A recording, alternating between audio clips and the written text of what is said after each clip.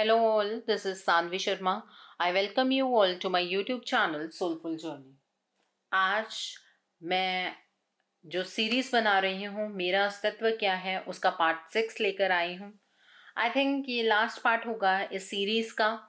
जिन्होंने पहले पार्ट्स नहीं देखे हैं, मेरा अस्तित्व क्या है, हीलिंग पार्ट 1, 2, 3, 4, 5, वो प्लीज़ पहले वो देखिए, तब आपको पार्ट 6 समझ आएगा। ठीक है। और जिन लोगों को इस पार्ट के बारे में बिल्कुल भी कुछ भी पता नहीं लग रहा है, बहुत सारे लोग ऐसे भी होंगे जिन्हें इस सीरीज में कुछ भी समझ नहीं आ रहा होगा। उसका रीज़न बेसिकली अगर मैं बताऊं तो ये है कि जो लोग स्पिरिचुअली एक्टिव हैं, जो लोग अपने आप को समझना चाहते हैं, जो लोग अपनी सोल को असेंड करना चाहते हैं, ये सीरीज बेसिकली उन लोगों के लिए रही है। और आपका क्वेश्चन हमेशा से कि हीलिंग हम खुद ब खुद क्यों नहीं कर सकते हैं, उसका जवाब मैंने आपको इस पूरी सीरीज में दिया है। आप प्लीज पूरी सीरीज को बड़े ध्यान से देखिएगा, समझिएगा, और तब आप इस रिजल्ट पर पहुंच पाएंगे कि आप किस तरह से पहले खुद को असेंड करके ही इस हीलिंग का मतलब जान सकते हैं। ओके, सो आज की वीडियो शुरू करते हैं। सबसे पहले तो मैंने यहाँ पर 2 वर्ड्स लिखे हैं, कर्मा एंड डेस्टिनी। बहुत सारे कमेंट्स में मैं ये चीज़ बहुत जनरली पढ़ती हूँ कि लिखा जाता है, मैम हमारे पार्टनर को उनके कर्मों की सज़ा कब मिलेगी, या उस थर्ड पार्टी को उनके कर्मों की सज़ा कब मिलेगी। आपने अगर बहुत ध्यान से देखा हो, या जनरली हम जब बात करते हैं तो धरती गोल है।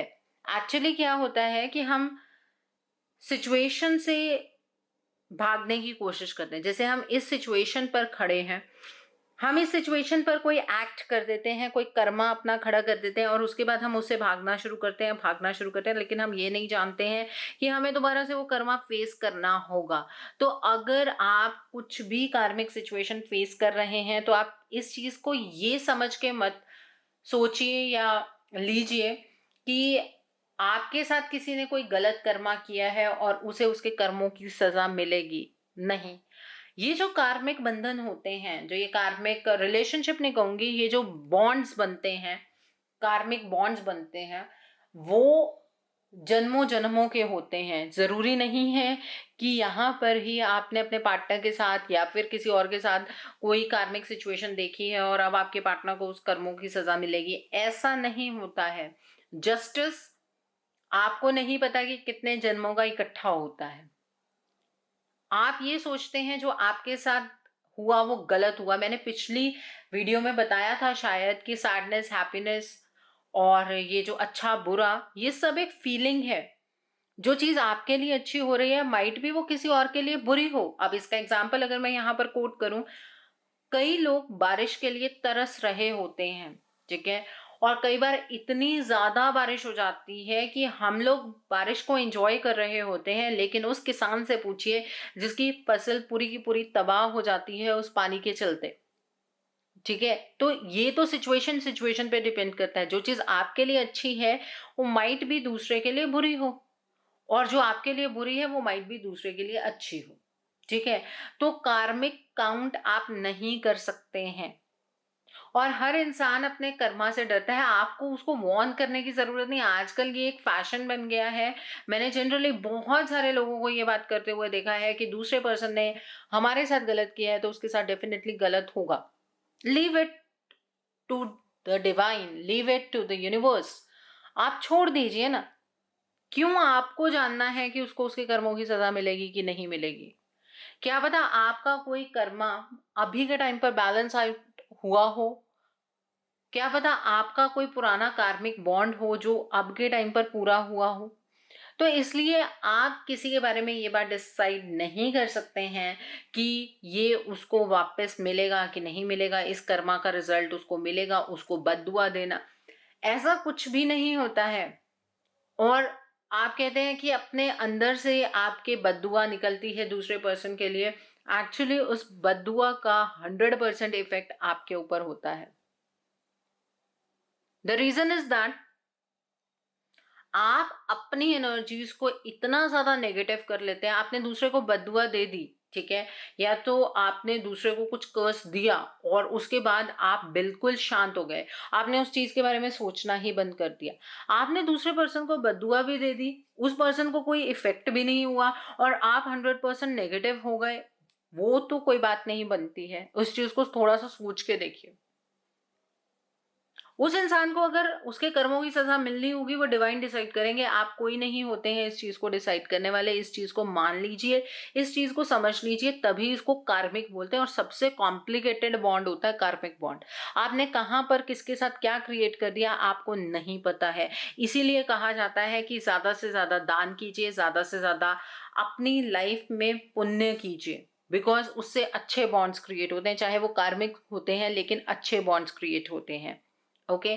और जिन लोगों को फाइनेंशियली बहुत ज़्यादा प्रॉब्लम होती है, उनके लिए एक सबसे इम्पोर्टेंट टिप है, आपको अगर जैसे ही आपका एक अच्छा वक़्त आ रहा है, आपको दिख रहा है आप प्रोग्रेस कर रहे हैं, तो अपने जो कमाई है उसका 10वां हिस्सा आप दान ज़रूर कीजिए, ठीक है? वो जो 10वां हिस्सा है वो इस कार्मिक काउंट को खत्म कर देता है। कई बार हमसे जाने-अनजाने कई गलतियाँ हो जाती हैं।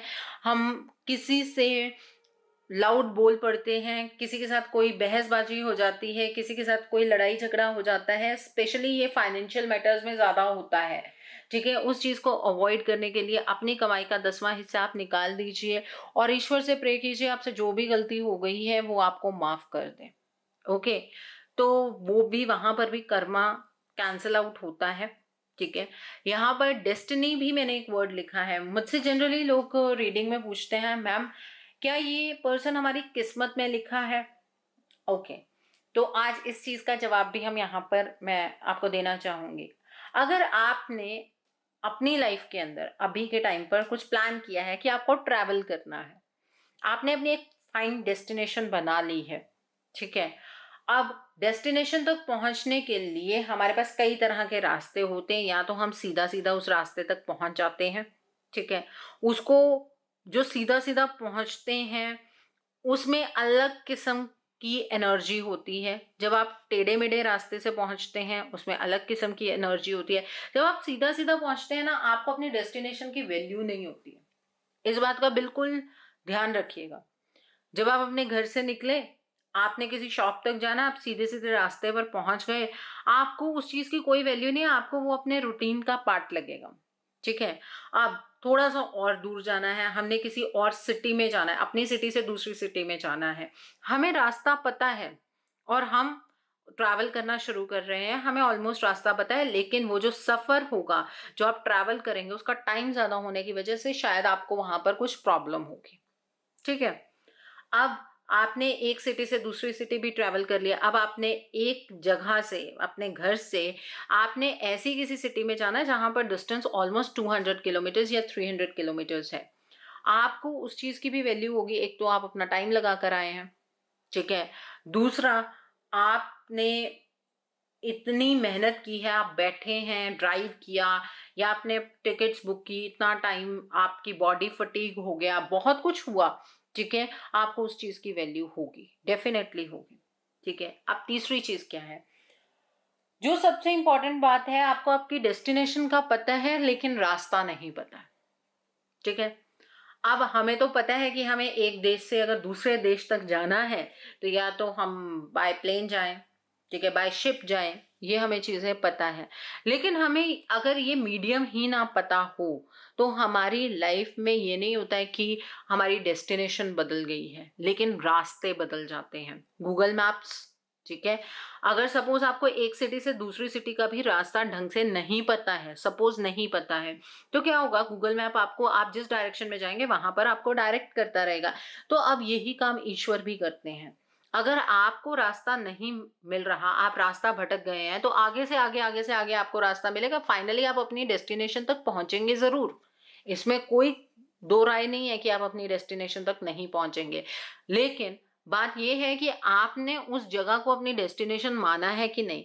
ईश्वर ने आपको ये डेस्टिनेशन प्रोवाइड नहीं की है। जो लोग यहाँ पर स्पिरिचुअली एक्टिव हैं, उसमें और जो लोग स्पिरिचुअली एक्टिव नहीं हैं, दोनों में फ़र्क क्या है? अवचेतन मन तो दोनों के पास है, लेकिन किसका अवचेतन मन जागृत है और किसका नहीं, ये तो आपकी पर्टिकुलर चॉइसेस हैं। ठीक है? कई लोग उस चीज को समझ पाते हैं। ऐसा नहीं हो सकता कि कोई भी इंसान ऐसा हो जिसको ईश्वर ने एक रिस्ट्रिक्शन लगा दी है कि आप चेतन मन को जागृत नहीं कर सकते हैं। ऐसी रिस्ट्रिक्शन किसी के ऊपर नहीं लगी हुई है। यहाँ पर हर पर्सन स्पिरिचुअली एक्टिव हो सकता है, लेकिन कईयों को इंटरेस्ट होता है और कईयों को नहीं होता है। कई यहाँ पर सिर्फ अपने कार्मिक बॉन्ड्स को काटने आते हैं, और कई लोग इस कार्मिक बॉन्ड से ऊपर उठकर कई बातें सोचना चाहते हैं। तो उसी तरह से ये सिचुएशन होती है।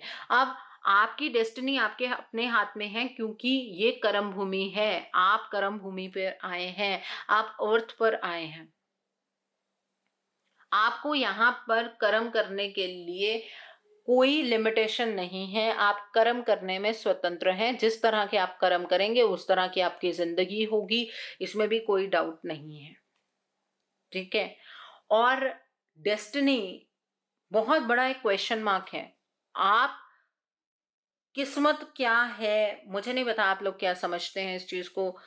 हमारे हिसाब से, स्पेशली मेरे हिसाब से, किस्मत वही है जो आप अपने हाथों से बनाते हैं। आप अपने डेस्टिनेशन को खुद चूज करते हैं। आप डिपेंड तो ये करता है ना कि कईयों के सपने ये होते हैं कि उन्हें 2 व्हीलर लेना है, कईयों के सपने ये होते हैं उन्हें 4 व्हीलर लेना है, कईयों के सपने होते हैं उन्हें हेलीकॉप्टर लेना है। ठीक है? ये तो मैंने मटेरियलिस्टिक चीजों की बातें सिर्फ इस वजह से की हैं ताकि आपको एग्जाम्पल समझ आ पाए। लेकिन एक्चुअल सिचुएशन क्या है? It is not related to any materialistic चीज। कोई भी ऐसी चीज नहीं है जिसके बारे में मैं यहां पर बात कर रही हूं। It is not related to any materialistic thing over here. I am basically talking about, मैं बेसिकली इस चीज के बारे में बात कर रही हूं कि आप कौन हैं और आप कैसे किसी को कर्स दे सकते हैं। आप कैसे किसी की डेस्टिनी के बारे में सोच सकते हैं। आप कैसे किसी को अपनी किस्मत में ला सकते हैं। आप कैसे, जो आप कर रहे हैं क्या वो ट्रैक सही है, आप इस चीज को सोचते भी नहीं हैं। और क्यों नहीं सोचते हैं, मैं इस चीज के बारे में बहुत हैरान हूं।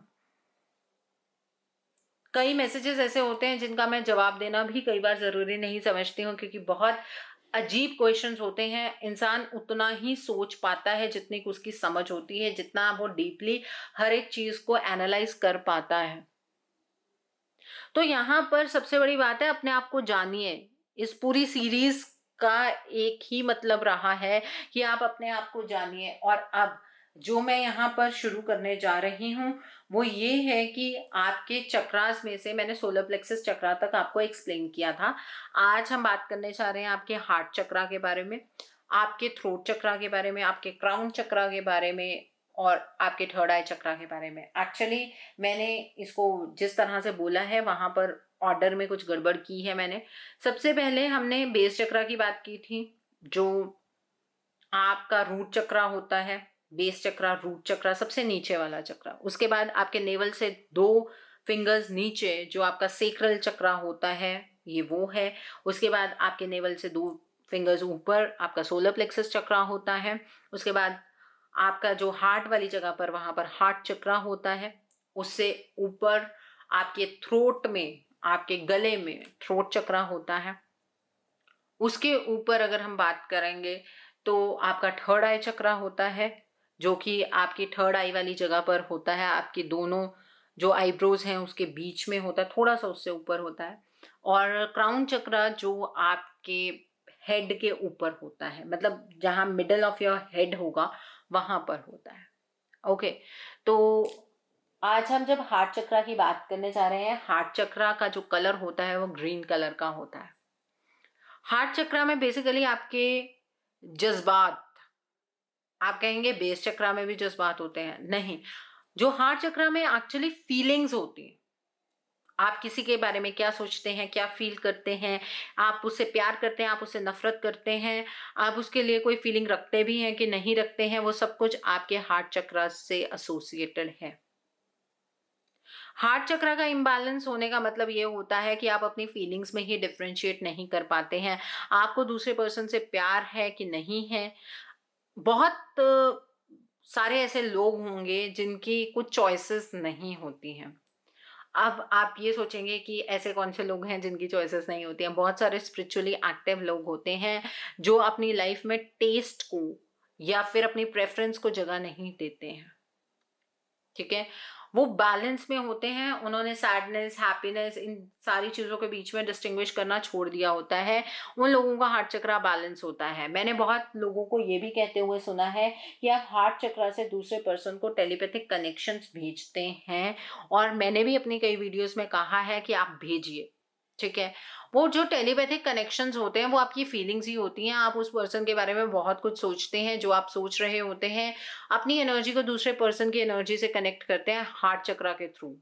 कई लोगों के जिनके हार्ट चक्रा में ब्लॉकेज नहीं होती है, वो टेलीपैथिकली एक दूसरे से कम्युनिकेट कर पाते हैं हार्ट चक्रा से। और जो बेस चक्रा, सेक्रल चक्रा और सोलर प्लेक्सस चक्रा होता है, ये सबसे मुश्किल होते हैं बैलेंस करने। जिन लोगों के ये 3 बैलेंस नहीं होते हैं, वो हार्ट चक्रा से दूसरे पर्सन को कम्युनिकेशन नहीं भेज सकते हैं। और हार्ट चक्रा से सिर्फ फीलिंग्स कम्युनिकेट होती हैं, बातें कम्युनिकेट नहीं होती हैं। ठीक है, आप उनके बारे में क्या सोच रहे हैं, आप इस रिश्ते के बारे में क्या सोचते हैं, आप पर्टिकुलर पर्सन को कैसा मानते हैं, वो चीज़ें आप हार्ट चक्रा के थ्रू दूसरे पर्सन तक कम्युनिकेट कर सकते हैं। ठीक है, ग्रीन कलर का चक्रा होता है। अगर इस चक्रा को बैलेंस करना है तो आप ग्रीन कलर का इस्तेमाल ज़्यादा कीजिए। आप ग्रीन कलर की वेजिटेबल्स का इस्तेमाल कीजिए इसकी बैलेंसिंग के लिए। ओके, और इसका जो रूट वर्ड होता है वो यम होता है, यम। ठीक है, और ये आपको यूट्यूब पर भी काफ़ी मिल जाएगा। इसमें आपको मेडिटेशन करना होता है, इस यम वर्ड को बार बार बोलकर भी वो मेडिटेट करते हैं। ऐसी वीडियोस काफ़ी आपको मिल जाएंगी। लेकिन अगर आप नॉर्मली फोकस करेंगे इसके ऊपर, आपको ग्रीन कलर नज़र आना शुरू हो जाएगा। और ये यम की वाइब्रेशन तो फोकस बनाने के लिए बेसिकली होती है। ठीक है, और इससे जो फीलिंग्स का ट्रांसमिशन है वो आप कर सकते हैं। Now coming to your throat chakra. Throat chakra आपके जहाँ पर थ्रोट होती है वहाँ पर होता है। ठीक है, आपके एनर्जी जो मेन बात करने की, वो आपके थ्रोट के ऊपर डिपेंड करती है, और यही ये चक्रा का मेन रोल है। ठीक है, जब आपके पार्टनर आपकी बातों को आप तक कम्युनिकेट नहीं कर पाते हैं, मतलब वो इस रिश्ते के बारे में क्या सोच रहे हैं, या फिर वो अपनी बातों को क्लियरली आपको बता नहीं पाते हैं कि वो आपके बारे में क्या सोच रहे हैं, या कोई भी पर्सन हो जो ये चीज़ बोल कर नहीं बता रहा हो, जो कमिटमेंट देने के लिए तैयार नहीं है, जो अपनी बातें कह नहीं पा रहा है, जिसकी बात में कोई दम आपको वजन नहीं लग रहा है, उन लोगों का थ्रोट चक्रा एक्चुअली ब्लॉक्ड होता है। बहुत सारे लोग होते हैं जो अपनी बात कहने से झिझकते हैं। ठीक है, वो इनर ट्रुथ बोल ही नहीं पाते हैं, उनका थ्रोट चक्रा बहुत ही ज़्यादा इम्बैलेंस्ड होता है। वो अपने थॉट्स को एक्सप्रेस नहीं कर पाते हैं। वो जब भी बात करते हैं तो उनकी बातें क्लियर नहीं होती हैं, वो बहुत ही एंशियस हो जाते हैं। ठीक है, और जनरली जिन लोगों को थ्रोट रिलेटेड प्रॉब्लम होती है, उनका थ्रोट चक्रा इम्बैलेंस्ड होता है। कईयों की थ्रोट हमेशा सूखी हुई होती है, कईयों की सोर थ्रोट होती है, कईयों को माउथ में अल्सर्स हो जाते हैं, कईयों को गम की डिसीजेज होती हैं, कईयों के थायराइड के जो चैलेंजेस हैं, उनका थ्रोट चक्रा बहुत ज़्यादा इम्बैलेंस्ड होता है। और इस चक्रा के साथ जो कलर एसोसिएटेड है वो ब्लू कलर है। ठीक है, आप जितना ज़्यादा ब्लू कलर अपनी लाइफ में इंक्लूड करेंगे, उतना ज़्यादा आपका थ्रोट चक्रा बैलेंस रहेगा। ठीक है, आप नेक की स्ट्रेचेस कीजिए।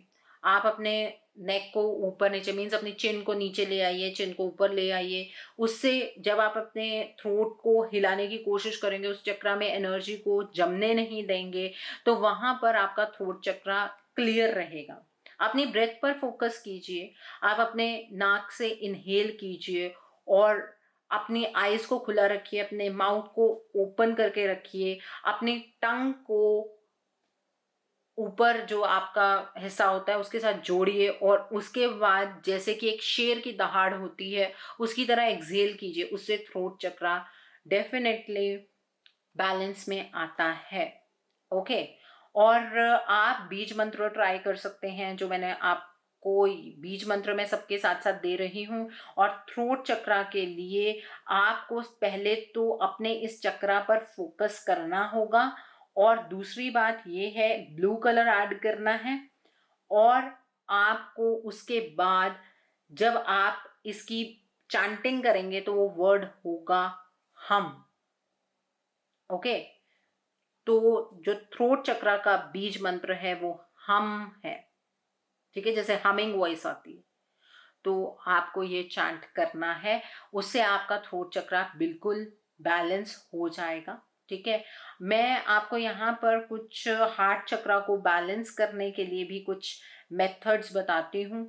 उससे आपका हार्ट चक्रा भी बैलेंस होगा। जिनको बेसिकली बीपी की प्रॉब्लम है या फिर उनके हार्ट में कोई प्रॉब्लम होती है, उनको हार्ट चक्रा की बैलेंसिंग की सबसे ज़्यादा ज़रूरत होती है। जिनके हार्ट में कुछ ब्लॉकेजेस हैं उनको ज़रूरत होती है।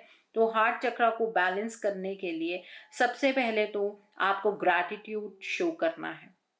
ठीक है, क्योंकि आप अपने आप को अलोन फील करते हैं इसकी इम्बैलेंसिंग में, तो आपको अपने आप को ग्रैटिट्यूड की एनर्जीज में लेकर आना है। क्योंकि मैंने उसकी बैलेंसिंग के बारे में बात नहीं की, तो मैं वो बता रही हूँ।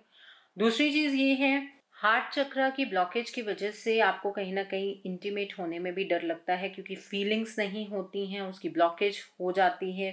तो इसलिए आपको एक लविंग सी मेडिटेशन करनी है। मीन्स आपके आसपास हर जगह पे ग्रीनरी है, आपको ये चीज़ें एज्यूम करनी है। आप बहुत ज़्यादा डिफेंसिव हो जाते हैं अगर ब्लॉकेज होती है हार्ट चक्रा में। ठीक है, तो इसके लिए आप रोज टी, ठीक है, ऐसी बेवरेजेस लीजिए। ओपन बेवरेजेस आप ले सकते हैं, ट्राई कर सकते हैं। हार्ट ओपनिंग एफर्मेशंस ले सकते हैं। और जिनके हार्ट चक्रा में ब्लॉकेज होती है वो दूसरे के ऊपर ट्रस्ट भी नहीं करते हैं, वो अपने आप को विक्टिम मानते हैं। ठीक है, या तो वो अपने आप को बहुत ज्यादा विक्टिम मानते हैं या फिर वो अपने आप को दूसरे को बचाने वाला समझते हैं। ये भी बहुत बड़ी ब्लॉकेज होती है हार्ट चक्रा में। ठीक है, उन लोगों के मन में दूसरे को लेके ग्रज बहुत ज्यादा होता है, उनको दूसरे से नाराजगी बहुत ज्यादा होती है।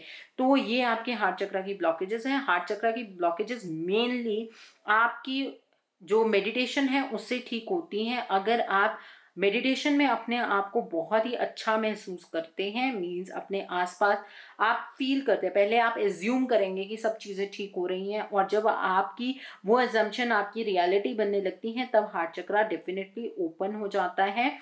ठीक है, और आपको हार्ट चक्रा में कोई भी ऐसी प्रॉब्लम नहीं रहती। आपके वो किसी को लेकर कोई ग्रज नहीं होता है, आपको किसी को लेकर कोई नाराजगी नहीं होती है। इस तरह की एनर्जीज हो जाती हैं। ओके, सो अब हम बात करने जा रहे हैं आपके थर्ड आई चक्रा में, जो कि मिडल ऑफ योर आईब्रोज होता है।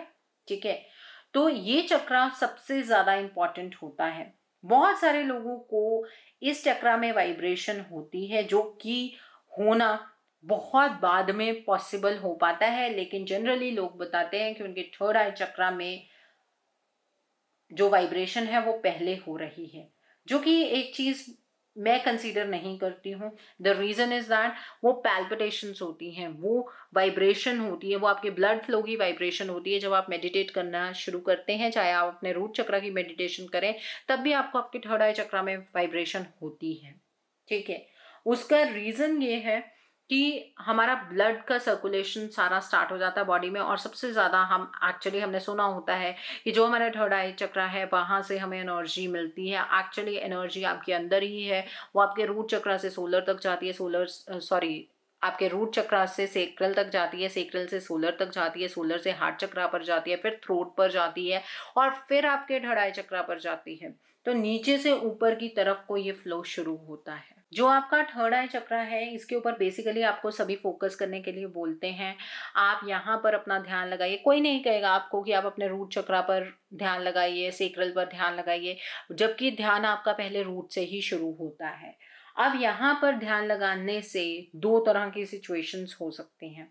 या तो आपका चक्रा बैलेंस में आ जाएगा ये, या फिर ओवर एक्सेसिव एनर्जी में चला जाता है। ठीक है, इसको बैलेंस में रख पाना बहुत डिफिकल्ट है, सबसे पहली चीज। और जब आपका थर्ड आई चक्रा बैलेंस में नहीं होता तो आपको कोई इमेजिनेशन नहीं होती, आपकी कोई विजुअलाइजेशन स्किल नहीं होती है। आप की जो मेमोरीज हैं वो बहुत बैड होंगी, आपको चीज़ें याद नहीं रहती हैं, आपके आपको माइंड चेंज करने में बहुत डिफिकल्टी होती है। ठीक है, आपको प्रॉब्लम से निकलने का कोई सॉल्यूशन नहीं मिलता है। आप की जो विल होती है वो बहुत ही वीक होती है, आपको डर लगता है, सक्सेस से भी डर लगता है, आपके गोल सेट नहीं होते हैं, अगर वो सेट होते हैं तो बहुत ही लो सेट होते हैं, मतलब आप छोटी चीज़ों के बारे में सोचते हैं, बड़ी चीज़ों के बारे में सोचते ही नहीं हैं, आप अपने आप को बहुत ही इनसफिशिएंट महसूस करते हैं।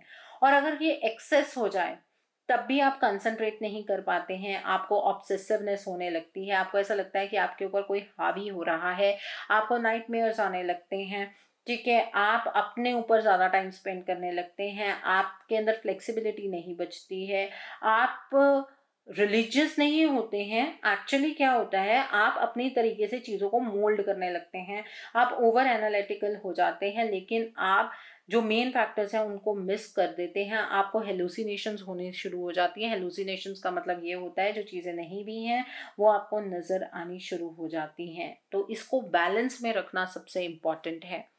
जिन लोगों का थर्ड आई चक्रा बैलेंस में नहीं होता, उनकी इंट्यूशन कभी भी स्ट्रांग नहीं हो सकती है। आपको मेडिटेट करने की ज़रूरत है, आपको इस चीज़ के ऊपर फोकस करने की ज़रूरत है, ठीक है, आपको सब चक्रास को देखना है और फाइनली आपको यहाँ पर इंडिगो कलर को देखना है। इंडिगो बैंगनी सा कलर होता है, थोड़ा सा उस तरह का कलर देखना है, ठीक है। आपको एक अच्छी स्लीप लेनी है, ठीक है, आपको 7 to 8 आवर्स की आपको स्लीप लेनी है। 1 से लेके 4 o'clock तक का जो टाइम होता है रात को, वो बहुत इंपॉर्टेंट है। अगर आप उस टाइम पर भी जाग रहे हैं तो ये चक्रा कभी बैलेंस नहीं हो सकता, ठीक है। अपने सोने से 2-3 घंटे पहले खाना खाइए, ठीक है, और वो भी आपके इस चक्रा पर आपको फोकस करने में हेल्प करता है। बहुत कम लोगों का ये चक्रा अरोमा थेरेपी से भी बैलेंस में रहता है, ठीक है, एसेंशियल ऑयल्स आते हैं, आप उनसे इसको बैलेंस में कर सकते हैं। डाइट एक बहुत बड़ा फैक्टर है, इसके लिए जो लोग ब्लैकबेरीज या ज़्यादा यूज़ करते हैं, red grapes, blueberries, raspberries, raisins, eggplant, ठीक है, उनके लिए ये चीज़ ईजी हो जाती है इसको बैलेंस में रखना, ठीक है। कैफीन और ऑर्गेनिक जो चॉकलेट होती है वो थर्ड आई के लिए बहुत अच्छी होती है। हर्ब्स में भी आते हैं थाइम, रोजमेरी, ठीक है, मिंट, ये भी आपके थर्ड आई चक्रा को रिलैक्स करते हैं, ठीक है। बाकी आप योगा प्रैक्टिस कर सकते हैं इसको बैलेंस करने के लिए, लेकिन थर्ड आई का जागृत होना ये बहुत बड़ी बात होती है। थर्ड आई चक्रा जागृत आपकी मेहनत से ज्यादा उस ईश्वर की कृपा से होता है, ठीक है। यही एक वो चक्रा है जिससे आप अपने आप को भी जान सकते हैं, उस ईश्वर को भी जान सकते हैं। और जैसे ही आपका थर्ड आई चक्रा बैलेंस होगा, आपका क्राउन चक्रा अपने आप बैलेंस हो जाएगा, आपका क्राउन चक्रा अपने आप खुल जाएगा। आपके इस क्राउन चक्रा की कोई भी ऐसी बैलेंसिंग नहीं है, नो डाउट इसके लिए भी अलग अलग वर्ड्स हैं, रूट वर्ड्स होते हैं, बट मैं क्राउन चक्रा के ऊपर मेडिटेट करने के लिए नहीं बोलती हूँ, क्योंकि अगर उस परमात्मा को, उस ईश्वर को, उस डिवाइन को आपके साथ एक कनेक्शन बनाना है, वो आपकी इस बैलेंसिंग से प्रसन्न है, तो वो क्राउन चक्रा के थ्रू आपकी एनर्जी के साथ खुद को कनेक्ट करते हैं। ये एक बहुत ही हाई लेवल की बात है, बहुत कम लोग होंगे जो इस बात को समझ पाएंगे। और फिर क्या होता है, आपने अपनी एनर्जी को रूट चक्रा से सेक्रल तक भेजा, सेक्रल से सोलर प्लेक्सस भेजा, सोलर प्लेक्सस से हार्ट चक्रा भेजा, फिर थ्रोट चक्रा, और फिर आपका थर्ड आई चक्रा, फिर क्राउन। अब क्या हुआ, क्राउन से अचानक वो एनर्जी उस डिवाइन के साथ कनेक्ट हो गई। अब डिवाइन क्या करेंगे, उस एनर्जी को हील करेंगे और उस एनर्जी को वापस भेजेंगे, और ये प्रोसेस कंटिन्यूस रहता है। और जैसे जैसे ये प्रोसेस कंटिन्यूस होता है, वैसे वैसे आपकी इंट्यूशन बढ़ती जाती है, वैसे वैसे आप अपनी हायर सेल्फ के साथ कनेक्ट होते जाते हैं। तो this was all about this healing. और यहाँ का जो कलर होता है वो जनरली वॉयलेट कलर होता है, ठीक है। वॉयलेट कलर आपको यहाँ पर क्राउन चक्रा में नजर आता है, और वाइट लाइट निकलती है, दिखती है। मेडिटेशन में वाइट कलर की लाइट आपके क्राउन चक्रा से बाहर निकलती हुई दिखती है, इस क्राउन चक्रा के ऊपर दिखती है। क्राउन चक्रा पे जो कलर दिखेगा वो वॉयलेट दिखेगा। ओके, सो आई होप आपको इन सभी पार्ट से इस हीलिंग का पता लगा हो, आपके और भी बहुत सारे कंसेप्ट क्लियर हुए हों। सो आई होप आपको ये पूरी सीरीज पसंद आई हो। नीचे मुझे कमेंट सेक्शन में ज़रूर बताइएगा कि आपको रीडिंग कैसी लगी, वीडियो कैसी लगी। अपने नियर एंड डियर वंस के साथ शेयर ज़रूर कीजिएगा, लाइक ज़रूर कीजिए, और इसको शेयर इस वजह से भी ज़रूर कीजिएगा, बहुत सारे लोगों को अपनी लाइफ को लेकर बहुत सारे कंसेप्ट्स क्लियर होते हैं, अपनी लाइफ को समझने का मौका मिलता है। So do like and share my video also. अगर आप मेरी रीडिंग से इन्फ्लुएंस्ड हैं और किसी पर्सनलाइज प्रॉब्लम का सॉल्यूशन मुझसे चाहते हैं, तो आप अपनी पर्सनलाइज रीडिंग मेरे साथ बुक कर सकते हैं। ये बुकिंग आप मेरे व्हाट्सएप के थ्रू या मेरी ईमेल आईडी के थ्रू कर सकते हैं। मेरा व्हाट्सएप नंबर और ईमेल आईडी स्क्रीन पर फ्लैश होंगे। जिन लोगों ने अभी तक मेरे चैनल को सब्सक्राइब नहीं किया, प्लीज़ मेरे चैनल को सब्सक्राइब कर लीजिए और बेल आइकन को प्रेस करना मत भूलिएगा, जिससे कि आपको नए नए वीडियोज़ की नोटिफिकेशन मिलती रहे। So thanks for watching, see you soon.